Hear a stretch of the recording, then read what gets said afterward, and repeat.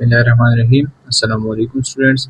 MDCAT chemistry की discussion start करते हैं। MDCAT 2025 chemistry portion. इससे पहले हमने बायोलॉजी पोर्शन की डिस्कशन कंप्लीट की है। अब केमिस्ट्री पोर्शन के ऊपर आते हैं। डिस्कशन से पहले थोड़ी सी एनालिसिस कर लेते हैं प्रीवियस टेस्ट की। 45 टोटल एमसीक्यूज थे केमिस्ट्री के, जिसमें आपके पास न्यूमेरिकल क्वेश्चन जो थे वो 8 थे। मतलब सबसे ज़्यादा जो एमडीकेट में न्यूमेरिकल आए थे वो आपके केमिस्ट्री में से आए थे। अब डिस्कशन टाइम में आपको बताऊंगा एमसीक्यूज के साथ साथ कि कौन सा एमसीक्यू आपके पास न्यूमेरिकल बेस्ड था और वो एमसीक्यू आपके पास कौन से चैप्टर में से गिवन था। तो अपने फर्स्ट एमसीक्यू से स्टार्ट करते हैं। फर्स्ट एमसीक्यू है हमारे पास, consider the chlorination of methane to methyl chloride, the attack of chlorine free radical on methane occur in which phase.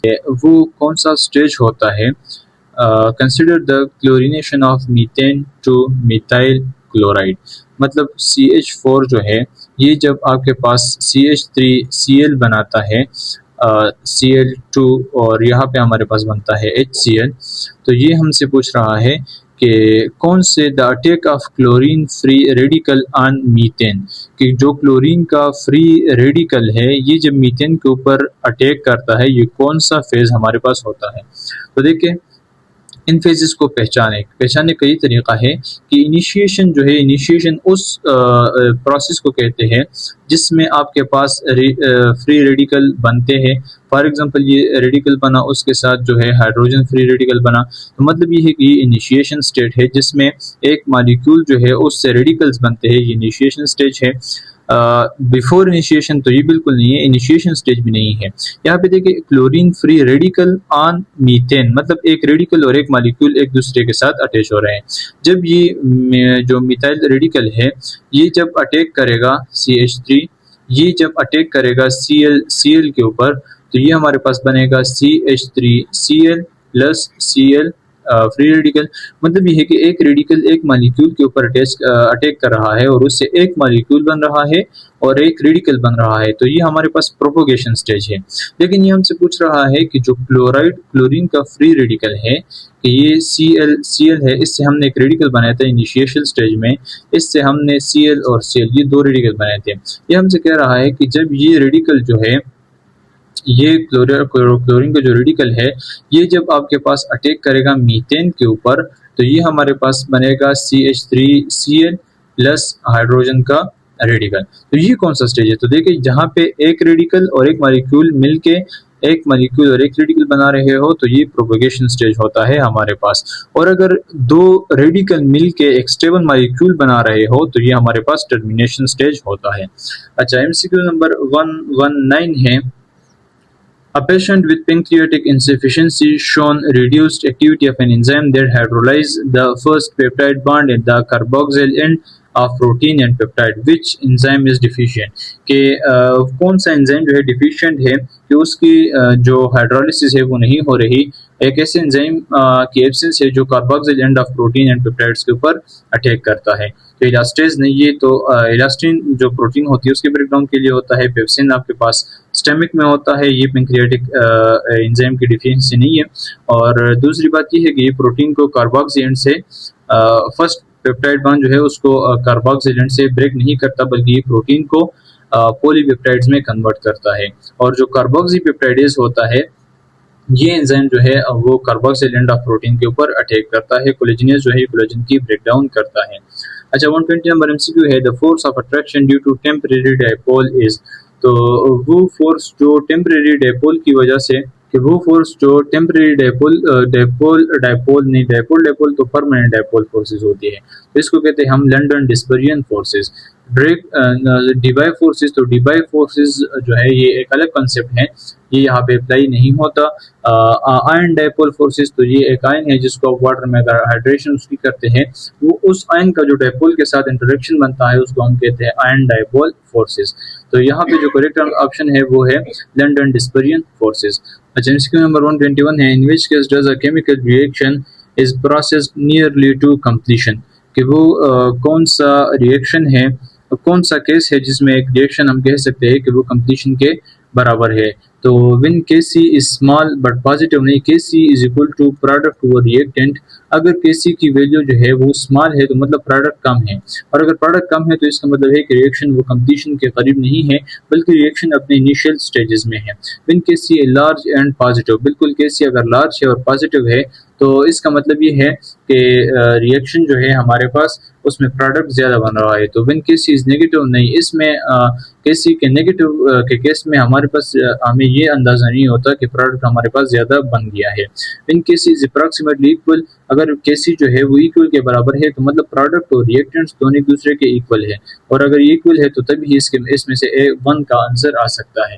तो रिएक्शन 50% इस केस में कंप्लीट होता है, लेकिन हमें गिवन है कि रिएक्शन जो है वो ऑलमोस्ट 100% के करीब होने वाला है, तो इसका मतलब प्रोडक्ट बहुत ज़्यादा है और रिएक्टेंट इंतहाई कम है। 122 नंबर एमसीक्यू है, a student adds bromine water to ethene and observe rapid decolourisation but makes ethene more reactive than ethane in this reaction. कि ये जो इथीन है ये हमारे पास ब्रोमीन वाटर टेस्ट क्यों देता है, तो ethene has a high molecular mass, ये इसका जो रीज़न है वो ये नहीं है। Ethene contents a weak and exposed pi bond, बिल्कुल इथीन जो है इसमें कार्बन कार्बन डबल बॉन्ड हमारे पास होता है, जिसकी वजह से ये पाई इलेक्ट्रॉन एक्सपोज होते हैं, जिसकी वजह से ये हमारे पास ये अनसैचुरेशन का रिएक्शन देता है, जिसको हम ब्रोमीन वाटर टेस्ट कहते हैं। Ethane contain favour sigma bond, नहीं, इथेन और इथीन में जो सिग्मा बॉन्ड है ये इसके रीज़न नहीं है कि इथेन जो वैसे भी इथेन में जो सिग्मा बॉन्ड होते हैं ज़्यादा होते हैं एज कम्पेयर टू इथीन, लेकिन इसकी इसकी वजह नहीं है कि जिस वजह से इथीन ब्रोमीन वाटर टेस्ट देता है। इसकी मेन वजह जो है वो पाई इलेक्ट्रॉन्स है या अनसेचुरेशन है। इथीन अंडरगो सब्स्टिट्यूशन मोर रेडिली, तो सब्स्टिट्यूशन रिएक्शन जो है वो इथेन में ज़्यादा होती है, इसमें एडिशन रिएक्शन ज़्यादा होती है। अच्छा, 123 नंबर एमसीक्यू है, एमसीक्यू नंबर 123 है, what best describes the overall reaction in electrophilic aromatic substitution in benzene। ये बेंजीन है आपके पास, इसमें जब आप इलेक्ट्रोफिलिक एरोमेटिक सब्स्टिट्यूशन करते हैं तो बेंजीन का एक हाइड्रोजन जो है वो इलेक्ट्रोफाइल से रिप्लेस हो जाता है। ये इलेक्ट्रोफिलिक सब्स्टिट्यूशन जब आप इसमें करते हैं और बेंजीन अपने एरोमेटिसिटी रीगेन कर लेता है और यहाँ पे इलेक्ट्रोफाइल अटैच हो जाता है। तो addition of electrophile across double bond नहीं, ये कभी भी अपने डबल बॉन्ड को लूज करना नहीं चाहता। Substitution of halogen by an nucleophile नहीं, हम इसमें इलेक्ट्रोफिलिक एरोमेटिक सब्स्टिट्यूशन कर रहे हैं। तो substitution of a proton by an electrophilic on the aromatic ring, ये करेक्ट ऑप्शन है। Substitution of methyl group by a nucleophile, तो बाय अ न्यूक्लियोफाइल मतलब ये है कि ये न्यूक्लियोफिलिक एडिशन है, न्यूक्लियोफिलिक सब्स्टिट्यूशन है। और यहाँ पे हम डिस्कस कर रहे हैं इलेक्ट्रोफिलिक सब्स्टिट्यूशन रिएक्शन को। 124 नंबर एमसीक्यू है, real gases do not reach absolute zero in practice. की जो रियल गैसेस होती है ये 0 केल्विन या -273 डिग्री तक क्यों नहीं पहुंचती, तो इसका मेन रीजन है molecular collision become inelastic due to increased kinetic energy. नहीं, जब हम टेम्परेचर कम करते हैं तो काइनेटिक एनर्जी कम होती है, ज़्यादा नहीं होती। Inter molecular forces become negligible and molecular disperse, no, intermolecular forces जो है ये स्ट्रांग हो जाती है जैसे जैसे मॉलिक्यूल एक दूसरे के करीब आते हैं। Kinetic energy of molecules increase due to compression, no, kinetic energy decrease due to compression. Intermolecular forces exceed kinetic energy of molecules, तो ये इसका करेक्ट ऑप्शन है हमारे पास कि जब हम गैसेस को टेम्परेचर कम करते हैं तो गैस मॉलिक्यूल्स एक दूसरे के साथ कंडेंस होने लग जाते हैं, करीब आने लग जाते हैं, जिसकी वजह से इंटरमॉलिक्यूलर फोर्सेस इनके दरमियान बनने लग जाती है और इनकी जो काइनेटिक एनर्जी होती है वो कम होने लग जाती है। तो एक स्टेज ऐसे आता है कि ये इससे मजीद ज़्यादा कंप्रेस नहीं हो सकते क्योंकि इसके दरमियान रिपल्सिव फोर्सेस भी होती है, मॉलिक्यूल्स के दरमियान रिपल्सिव फोर्सेस भी होती है। तो जब इंटरमॉलिक्यूलर फोर्सेस ज़्यादा हो जाए और काइनेटिक एनर्जी कम हो जाए तो इसका मतलब ये है कि गैसेस इससे ज़्यादा कंप्रेस नहीं हो सकते। 125 नंबर एमसीक्यू है, the energy of N orbital is determined by, तो n+l रूल से हम एनर्जी ऑफ एन ऑर्बिटल को डिटरमाइन करते हैं। हुन्स रूल जो है ये हमारे पास किसी भी एक, ये आपके पास अगर फॉर एग्जांपल एक सबशेल है, पी सबशेल इसको ले लें, तो पी सबशेल में ये कहेगा कि ये इलेक्ट्रॉन जो है पैरेलल स्पिन लेंगे, ये हमारे पास हुन्स रूल है। पॉली एक्सक्लूजन प्रिंसिपल जो है ये हमारे पास ये कहता है कि अगर फॉर एग्जांपल आपके पास एक ही ऑर्बिटल है और आपके पास दो इलेक्ट्रॉन है, तो दोनों इलेक्ट्रॉन एंटी पैरेलल स्पिन लेंगे। या आपके पास अगर एक जो इलेक्ट्रॉन, ये फॉर एग्जांपल आपके पास 3 ऑर्बिटल है और इलेक्ट्रॉन आपके पास 4 है, तो 4 इलेक्ट्रॉन को इस तरह फिल करें कि जो एक ऑर्बिटल में 2 इलेक्ट्रॉन आएंगे उनका स्पिन एक दूसरे के एंटी पैरेलल या पेयर अप स्पिन होगा। तो इन दस एल रूल जो है वो हमारे पास एनर्जी ऑफ सबशेल या एनर्जी ऑफ ऑर्बिटल को एक्सप्लेन करता है। नेक्स्ट एमसीक्यू है 126। देखिए 126 नंबर एमसीक्यू को डिस्कस करते हैं। The KSP of a salt AB is equal to A plus B is 9 × 10⁻⁶ it's molar solubility will be. तो इसके लिए एक ट्रिक सीखे। देखें KSP is equal to x की पावर x इंटू y की पावर y इंटू एस की power x plus y. अब देखिए x क्या है, x को आप कैसे फाइंड करते हैं। कोई भी साल्ट है, फॉर एग्जांपल AXBY, ये एक साल्ट है जिसको आप जब डिसॉल्व करते हैं तो ये हमारे पास बनाता है XA की power plus y plus YB की पावर माइनस x। तो ये इक्वेशन आप लिखते हैं किसी भी साल्ट के लिए। अब इस ट्रिक को अप्लाई करते हैं इस एमसीक्यू पे। तो ये एमसीक्यू हमारे पास है A1B1, ये हमारे पास डिसॉल्व होगा A positive plus B negative के ऊपर, ये गिवन भी है। अब इसके लिए जो केएसपी है इसको अप्लाई करते हैं। केएसपी इज इक्वल टू ए की जो फर्स्ट x है, x हमारे पास यहाँ पे 1 है। देखिए यहाँ पे x हमारे पास 1 है। इस इक्वेशन के साथ कंपेयर करें, x हमारे पास 1 है और x की पावर x, तो 1 की पावर 1 इंटू b के साथ y लिखा हुआ है y, ये y की वैल्यू हमारे पास यहाँ पे 1 है, y की पावर b 1 है इंटू s की पावर x प्लस y, तो s की पावर 1 प्लस 1। तो यहाँ से हमारे पास केस पे आ जाएगी KSP is equal to S square. इसी तरह किसी भी साल्ट को आप इसको अप्लाई कर सकते हैं। यहाँ पे हमसे पूछ रहा है KSP और सॉल्युबिलिटी जो है गिवन है और सॉल्युबिलिटी हमसे पूछ रहा है। तो solubility is equal to under the root of KSP, under the root of KSP। तो वैल्यूज पुट करें। Under the root of K की वैल्यू है, KSP की वैल्यू है 9 × 10 की पावर -6, ये हमारे पास बन जाएगा 3 × 10 की पावर -3। तो ये हमारे पास KSP की वैल्यू आ गई यहाँ से 3 × 10 की पावर -3। अच्छा, नेक्स्ट एमसीक्यू है, तो MCQ number 127। Water changes from liquid at 4 degree C to ice at 0 degree C, what is change in volume. तो देखें वो वाटर जब लिक्विड फॉर्म में होता है तो इसका वॉल्यूम कम होता है और जब आइस फॉर्म में चेंज होता है तो इसका वॉल्यूम इंक्रीज हो जाता है। तो चेंज इन वॉल्यूम मतलब ये है कि 9% जो वॉल्यूम है ये हमारे पास इंक्रीज हो जाता है।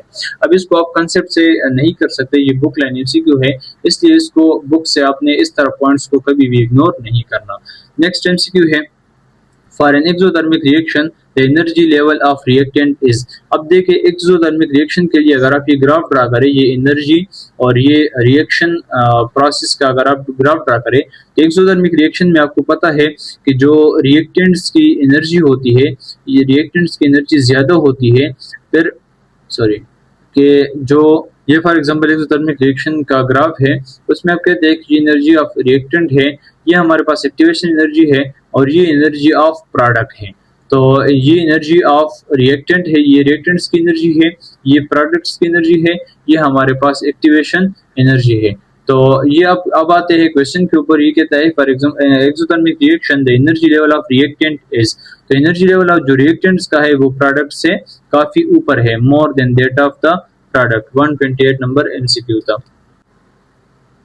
अच्छा, एमसीक्यू नंबर 129 है, in an electrolytic cell when the current passes through a solution the anode is. तो इसको एक ट्रिक से याद रखें कि एन ऑक्स जो है, ऑक्स ये वावल से शुरू होती है, उसके लिए आप एन यूज करते हैं। तो एन ऑक्स, एनोड के ऊपर हमेशा ऑक्सीडेशन होती है, इसलिए रिडक्शन वाले जो ऑप्शंस हैं इनको तो पहले से क्रॉस कर दें। और जो इलेक्ट्रोलाइटिक सेल होता है इसमें एनोड पॉजिटिव होता है और इसके ऊपर ऑक्सीडेशन होती है। 130 नंबर एमसीक्यू है, an increase in the internal energy of a chemical system can lead to all except, कि जब इंटरनल एनर्जी आप इंक्रीज करते हैं किसी सिस्टम की तो उसमें से कौन सा प्रोसेस हो सकता है, लेकिन कौन सा प्रोसेस जो है वो नहीं हो सकता। तो increase in temperature due to rise in kinetic energy, बिल्कुल ये हो सकता है, इससे ये ऑप्शन नहीं है। A phase change such as melting और एवापोरेशन, बिल्कुल ये बुक में भी गिवन है, ये हो भी सकता है। अ केमिकल रिएक्शन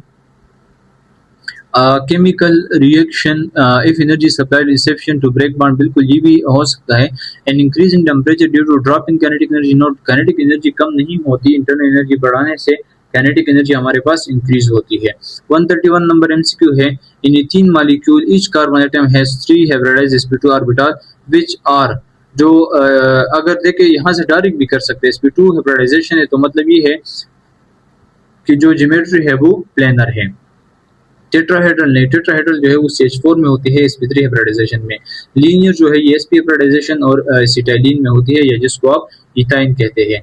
और जो पायरामिडल है ये हमारे पास अमोनिया मतलब NH3 जब एक लोन पेयर आ जाता है और sp3 हाइब्रिडाइजेशन हो, तो प्रोप्लेनर हमारे पास करेक्ट ऑप्शन है। 132 नंबर एमसीक्यू है, which of the following best explain the reaction between beryllium and oxygen. तो बेरिलियम और ऑक्सीजन के दरमियान जो रिएक्शन होता है ये किस तरीके का रिएक्शन होता है, तो ये बुक की लाइन है, beryllium Burns vigorously with oxygen forming a layer of beryllium oxide which accelerate the oxidation of remaining metal। No, ये ऑप्शन रॉन्ग है। beryllium react with oxygen forming a layer of beryllium oxide which protects the metal from further oxidation। ये correct option है कि beryllium oxide की layer जब बन जाती है उसके बाद फर्दर हमारे पास रिएक्शन बहुत स्लो हो जाता है। beryllium reacts slowly with oxygen to form a volatile oxide, beryllium oxide which evaporates quickly। No, beryllium oxide की लेयर बन जाती है जो फर्दर ऑक्सीडेशन को रोकती है। beryllium is the only alkaline earth metal that does not react with oxygen, तो ये ऑक्सीजन के साथ रिएक्ट करता है। नेक्स्ट एमसीक्यू है MCQ number 133, the value of R in ATM DM cube per mole पर केल्विन। तो ATM DM cube per mole पर केल्विन में इसकी वैल्यू है 0.081 ATM DM cube per mole पर केल्विन। ये आप डायरेक्टली अगर याद करें तो ज़्यादा बेहतर है, नहीं आप इस इक्वेशन से भी इसको डिराइव कर सकते हैं। PV is equal to NRT से R is equal to PV divided by N into T। P की जगह 1 ATM, N की जगह 1 मोल, वॉल्यूम जो है ये 22.4 DM क्यूब होता है, और यहाँ से टेम्परेचर जो है ये 273 केल्विन, 273 केल्विन आप देख सकते हैं, या 0 डिग्री C। तो यहाँ से आप इसकी वैल्यू को फाइंड कर सकते हैं, लेकिन ज़्यादा सुटेबल ये है कि आप इसको याद करें 0.021 ATM DM cube per mole पर केल्विन। अच्छा, नेक्स्ट एमसीक्यू है, the rate of chemical reaction changes with the the rate of a chemical reaction changes with the concentration of reactant product और बोथ रेट कांस्टेंट। तो rate constant के ऊपर जो है depend नहीं करता, ये तो कांस्टेंट है। कंसंट्रेशन ऑफ रिएक्टेंट्स को इंक्रीज या डिक्रीज करने से हमारे पास रिएक्शन इंक्रीज या डिक्रीज होता है। कंसंट्रेशन ऑफ प्रोडक्ट मॉलिक्यूल नहीं, प्रोडक्ट मॉलिक्यूल के इंक्रीज करने से हमारे पास रेट ऑफ रिएक्शन इंक्रीज नहीं होता।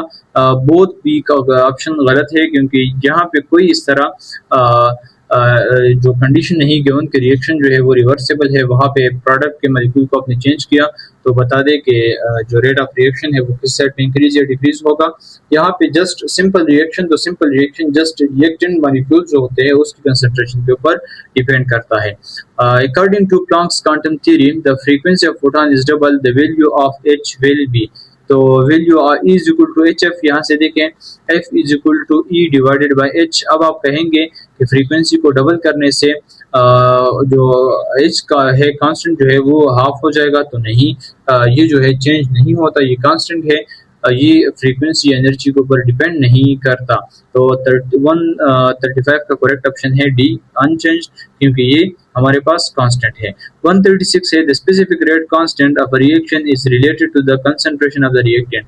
तो स्पेसिफिक रेट कांस्टेंट आप कब लेते हैं, जब आपके पास जो कंसंट्रेशन हो उसकी पावर 0 हो, या जो कंसंट्रेशन हो वो यूनिट हो, मतलब ये है कि जीरो ऑर्डर रिएक्शन के लिए। तो उसके लिए आपको मालूम है कि rate is equal to K into concentration of the reactants. अगर ये जीरो ऑर्डर रिएक्शन है या इसकी जो कंसंट्रेशन है ये यूनिटी है, क्योंकि एनीथिंग पावर 0 इज यूनिटी, तो rate is equal to K, rate is equal to K। The specific rate constant of reaction is related to the concentration. तो जो रेट कांस्टेंट है ये कंसंट्रेशन के जो K है, K ये कंसंट्रेशन के साथ किस तरीके से डिपेंड करता है। तो रेट कांस्टेंट है, कांस्टेंट जो है ये कंसंट्रेशन के ऊपर डिपेंड नहीं करता।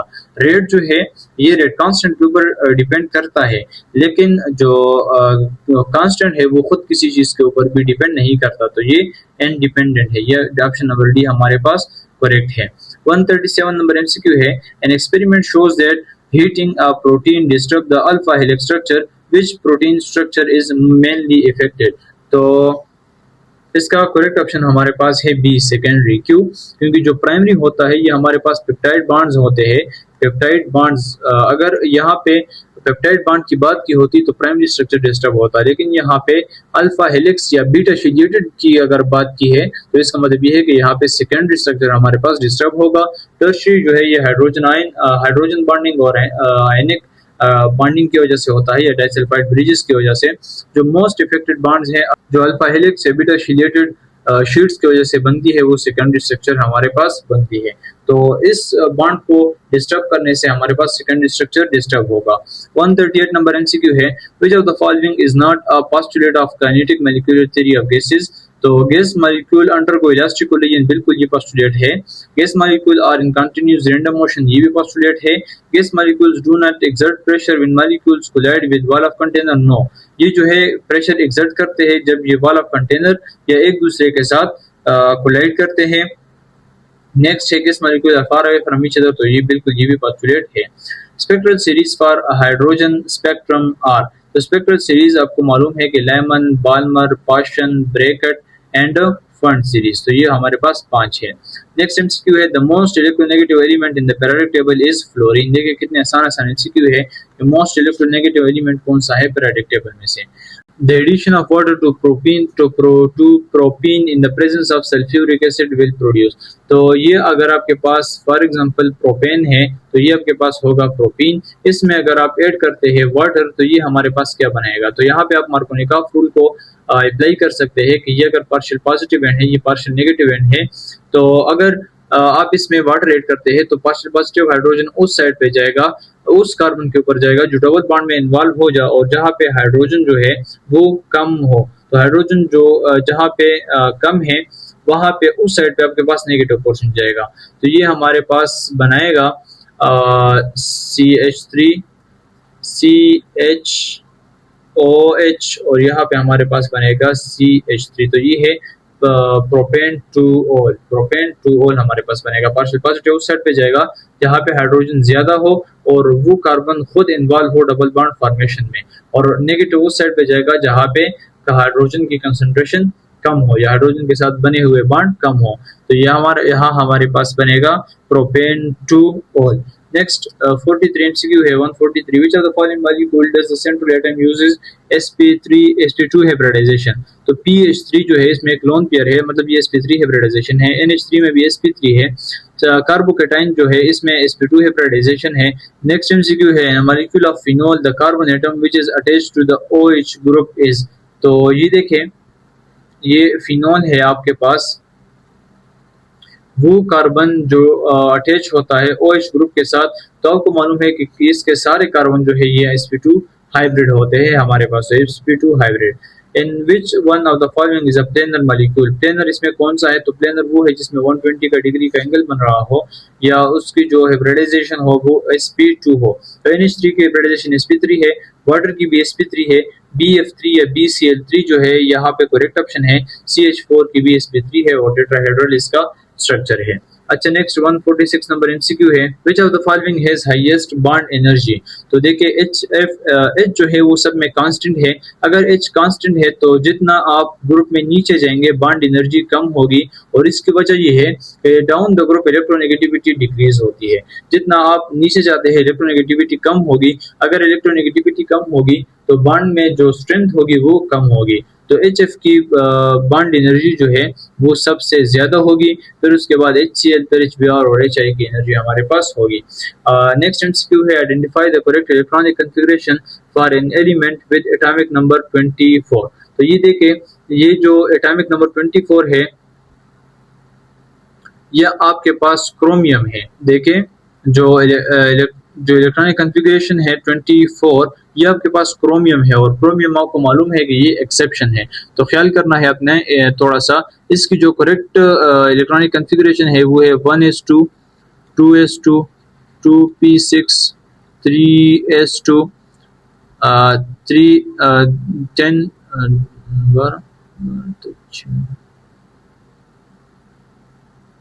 3p6 यहाँ पे 4s2 and 3d 4s2 and 3d4। 2 to 4 10 12 18 20 24 ये इसके इलेक्ट्रॉनिक कन्फिगरेशन होनी चाहिए थी, लेकिन ये इसके इलेक्ट्रॉनिक कन्फिगरेशन नहीं है। इसके इलेक्ट्रॉनिक कन्फिगरेशन थोड़ी सी चेंज है और वो हमारे पास यहाँ से है 4s1 4s1 एंड 3d5। ये इसके इलेक्ट्रॉनिक कन्फिगरेशन है। ये एक इलेक्ट्रॉन को यहाँ से ट्रांजिट कर देता है, क्योंकि s भी हाफ फील्ड हो और d भी हाफ फील्ड हो तो ये ज़्यादा स्टेबिलिटी देता है एज कम्पेयर टू के एस जो है वो फुली फील्ड हो और डी में 4 इलेक्ट्रॉन हो। नेक्स्ट एमसीक्यू है balance the following equation using the oxidation number method. देखिए अगर आप इन एमसीक्यू को सॉल्व करने लग जाए तो ये आपको काफ़ी टाइम लेगा सॉल्व करने में, लेकिन इसके लिए एक शॉर्ट ट्रिक है और वो शॉर्ट ट्रिक ही है वो आपकी स्मार्टनेस है। अगर आप इस एमसीक्यू को देख लें तो इसमें से सिर्फ एक ही ऑप्शन इस तरह गिवन है कि जो बैलेंस्ड है। पहले ऑप्शन को अगर आप देख लें तो ये देखिए कॉपर प्लस H2SO4 मतलब इसमें एक कॉपर है, प्रोडक्ट साइड में भी एक कॉपर है, ठीक है। लेकिन यहाँ पे अगर आप सल्फर को देख ले यहाँ पे एक सल्फर है और यहाँ पे सल्फर 1 और 2 है, तो मतलब पहला रिएक्शन जो है वो बैलेंस्ड नहीं है, ये ऑप्शन गलत है। दूसरे ऑप्शन को देख ले कॉपर प्लस H2SO4 यहाँ पे सल्फर 1 है, यहाँ पे सल्फर 2 है, तो मतलब ये ऑप्शन भी गलत है। ऑप्शन नंबर डी देख ले 2 कॉपर है और इसमें 2 सल्फर है, लेकिन यहाँ पे सल्फर को देख ले कॉपर तो 2 है, चलो ठीक है, लेकिन सल्फर 3 है, इस वजह से ये भी बैलेंस नहीं है। इक्वेशन को बैलेंस करें या ना करें सिर्फ एक ही ऑप्शन हमारे पास बैलेंस्ड गिवन है, जो कि किसी भी मेथड से आप अगर इसको बैलेंस करें आपके पास एक ही बैलेंस्ड केमिकल इक्वेशन आएगा। तो मसला तब होता जब आपके पास यहाँ पे 2 बैलेंस्ड केमिकल इक्वेशन होते और इस तरह हो नहीं सकता कि रिएक्शन एक हो और उसको 2 तरीके से बैलेंस किया गया हो। तो इसमें थोड़ा सा आपने स्मार्ट बनना है, ऑप्शंस को भी देखना है और क्वेश्चन को भी देखना है। नेक्स्ट 150 नंबर एमसीक्यू है if 4 gram of hydrogen react with 2 moles of oxygen to form water which one is the excess reagent. देखिए 4 ग्राम ऑफ हाइड्रोजन पहले रिएक्शन लेके 2H2 plus O2 gives us 2H2O। हमें given है कि अगर 4 gram of hydrogen react करता है, 4 ग्राम मतलब 2 मोल्स ऑफ हाइड्रोजन अगर रिएक्ट करता है 2 मोल्स ऑफ ऑक्सीजन के साथ, तो बताएं इसमें से हमारे पास एक्सिस रिएजेंट कौन होगा। तो देखिए 2 मोल के लिए रिक्वायर है 1 मोल और यहाँ पे हमारे पास ऑक्सीजन के 2 मोल गिवन है, तो एक्सिस रिएजेंट हमारे पास ऑक्सीजन है। 151 नंबर एमसीक्यू है if 10 moles of magnesium react with axis of oxygen calculate the theoretical yield of magnesium oxide, molar mass of magnesium is this के पहले रिएक्शन लेके इसके लिए Mg plus O gives us MgO। यहाँ पे हमारे पास given है कि अगर 10 mole of magnesium react with axis of oxygen, यहाँ पे 10 मोल है तो मैग्नीशियम ऑक्साइड के हमारे पास कितने मोल बनेंगे, 10 मोल हमारे पास मैग्नीशियम ऑक्साइड बनेगा। और 10 मोल का जो मास है इसके लिए 10 को आप मल्टीप्लाई करें इसके मोलर मास से, जो इसका मोलर मास है वो हमारे पास 40 है, तो 40 इंटू 10 हमारे पास 400 ग्राम, ये थ्योरेटिकल यील्ड मतलब इतना प्रोडक्ट हमारे पास बनेगा मैग्नीशियम ऑक्साइड का 400 gram. Acetaldehyde react with ethanol in the presence of acid and initially produced. Acetaldehyde जो है आपके पास ये एसिटल्डिहाइड का स्ट्रक्चर है, इसके साथ जब इथेनॉल रिएक्ट करता है इथेनॉल CH3 CH2OH, तो ये हमारे पास इनिशियली क्या चीज़ बनाता है, तो इनिशियली हमारे पास ये एसिटल बनाता है। एसिटल का स्ट्रक्चर हमारे पास होता है CH3CO और नेगेटिव और यहाँ पे हमारे पास आएगा OH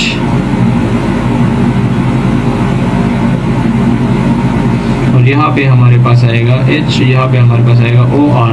R का मतलब ये R ग्रुप है हमारे पास, तो ये हमारे पास बनेगा हीमी एसिटल। और हीमी एसिटल फर्दर वाटर के साथ रिएक्ट करके या जो एसिड है उसके साथ रिएक्ट करके सल्फ्यूरिक एसिड की प्रेजेंस में फर्दर ये अल्कोहल के साथ रिएक्ट करके हमारे पास हीमी एसिटल से एसिटल बनाएगा। अच्छा नेक्स्ट है 153 नंबर एमसीक्यू है जिसमें थोड़ी सी मिस्टेक भी है। IUPAC name of the given compound is, तो इसका जो आयोपेक नेम है ये 1 ब्रोमो 1 2 3 4, ये असल में 4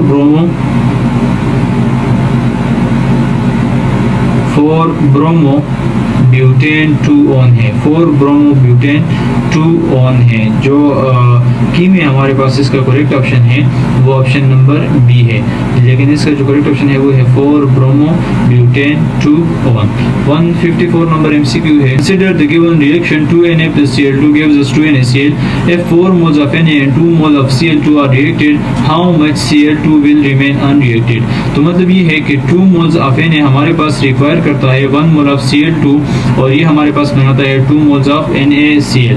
अगर जो 4 moles हमारे पास Na रिएक्ट करता है 2 moles के साथ, तो हमारे पास जो Cl2 होगा वो कितने मोल्स हमारे पास अनरिएक्टेड बचेगा। तो देखिए 2 मोल्स के लिए रिक्वायर है 1 मोल, 4 मोल्स के लिए रिक्वायर होगा 2 मोल्स, और 2 मोल्स अगर इसने कंज्यूम कर लिए तो 0 मोल्स हमारे पास पीछे बच जाएंगे। नेक्स्ट है 155, the electronic configuration of iron Fe+3 iron Fe+3 है आई थिंक इज। तो देखिए आयरन की जो इलेक्ट्रॉनिक कॉन्फ़िगरेशन है ये जब आप डी सीरीज पढ़ते हैं उसमें से आप आयरन की इलेक्ट्रॉनिक कॉन्फ़िगरेशन पढ़ते हैं 4s2 3d6 4s2 3d6, लेकिन यहाँ पे आयरन +3 है तो मतलब 2 इलेक्ट्रॉन यहाँ से चले जाएंगे, 1 इलेक्ट्रॉन यहाँ से चला जाएगा, ये बन जाएगा 4s0 3d5 4s0 3d5। Option number C हमारे पास करेक्ट है। If pressure and temperature of a gas are double then the volume of the gas will be. अब देखिए PV = nRT, और यहाँ से मैं V को लिख सकता हूँ nRT / P। अगर टेम्परेचर जो है pressure and temperature of gas are double, temperature जो है ये डबल हो रहा है और प्रेशर भी डबल हो रहा है, तो नेट इफेक्ट वॉल्यूम के ऊपर क्या होगा, ये 0 होगा, volume will remain unchanged, volume will remain unchanged. Next MCQ है 157, IUPAC name of the compound is. इसमें कंपाउंड गिवन है जिसका हमसे आयोपेक नेम उसका पूछ रहा है, तो ये कंपाउंड यहाँ पे मैं थोड़ा सा विजिबल कर देता हूँ। ये है CH3 CH2 whole to H2 है I think, CH2 C triple bond C and H। तो इसका नोमेनक्लेचर यहाँ से हम स्टार्ट करेंगे 1 2 3 4 एंड 5। तो इसका करेक्ट ऑप्शन हमारे पास होगा pent 1 yne, option number D correct है। 158 नंबर MCQ है, according to Le Chatelier principle when the pressure of the gas of a gaseous equilibrium system is increased, the equilibrium shift towards lesser number of mole। जहाँ पे मोल या जहाँ पे volume कम होगा उस तरफ हमारे पास शिफ्ट हो जाएगा इक्विलिब्रियम। तो ऑप्शन नंबर सी करेक्ट है। 158 में ऑप्शन नंबर सी हमारे पास करेक्ट है। MCQ नंबर 159 है, consider a reaction 2A plus B2 gives us 2AB, which of the following mixture would make A the limiting reagent। तो देखिए हमारे पास 2 के A के 2 मोल हमारे पास रिएक्ट कर रहे हैं B के 1 मोल के साथ, और हमारे पास 2 मोल AB बन रहा है। तो ये हमसे पूछ रहा है कि कौन सा जो नीचे गिवन क्वांटिटी है जो A को लिमिटिंग बना देगी। तो देखिए जो पहले मोल वाली चीज़ों को कंपेयर करते हैं, हमें गिवन है 2 moles of A react with 1 mole of B। तो इस मतलब स्टोइकियोमेट्रिक अमाउंट गिवन है, इसमें कोई लिमिटिंग और एक्सेस नहीं होगा। इस यहाँ पे देखिए 5 मोल ऑफ A और 2.5 मोल ऑफ B2। तो 2 मोल्स के लिए अगर रिक्वायर है 1 मोल, तो 5 मोल के लिए इसके रिक्वायर होंगे 2.5 मोल, क्योंकि 1 2 का हाफ है और 2.5 5 का हाफ है। तो ये भी स्टोइकियोमेट्रिक अमाउंट हमारे पास गिवन है। अब जो ये दो चीज़ें गिवन हैं इसमें ये है कि 100 atoms of A and 50 molecules of B2। अगर नंबर ऑफ पार्टिकल जो है इसके एक हमारे पास 100 है और इसका इसमें मैं मोल निकालूँ तो ये 100/Na आ जाएंगे, और अगर B के मैं मोल निकालूँ तो ये आ जाएंगे 400 डिवाइडेड बाई Na।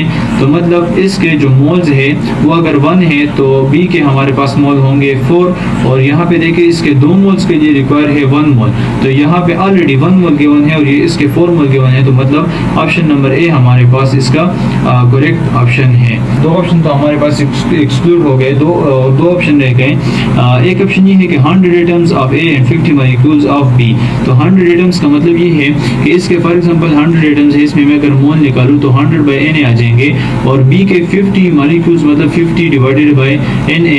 तो मतलब जो A का 1 मोल होगा और B बी का 0.5 मोल, मतलब बी के जो मोल होंगे वो ए के हाफ होंगे। मतलब अगर मैं इसको 2 मोल ले लूँ तो बी भी डबल हो जाएगा, ये 1 मोल बन जाएगा। तो ये स्टोइकोमेट्रिक अमाउंट गिवन है। एक ऑप्शन बच गया और वो करेक्ट है। वो करेक्ट इस वजह से है कि इसके अगर मैं मोल निकालूँ तो इसमें मोल्स है 300 डिवाइडेड बाई Na, और बी के यहाँ पे मोल्स गिवन है हमारे पास 400 डिवाइडेड बाई Na। देखिए रिएक्शन के मुताबिक ऑलरेडी जो ए है वो ज़्यादा अमाउंट में हमें रिक्वायर है एज कम्पेयर टू बी, और यहाँ पे ए का अमाउंट जो गिवन है वो कम है एज कम्पेयर टू बी। तो इसका मतलब है हमारे पास लिमिटिंग रिएजेंट है। On increasing the temperature, the rate of reaction increase mainly because of activation of energy increase, no, activation energy कम होती है। The concentration to concentration of temperature का कोई रिलेशन नहीं है। The collision frequency increase, बिल्कुल। The energy of molecule decrease, no, the energy of molecule increase and mainly the collision increase, due to which the kinetic energy increase and due to which the rate of reaction increase।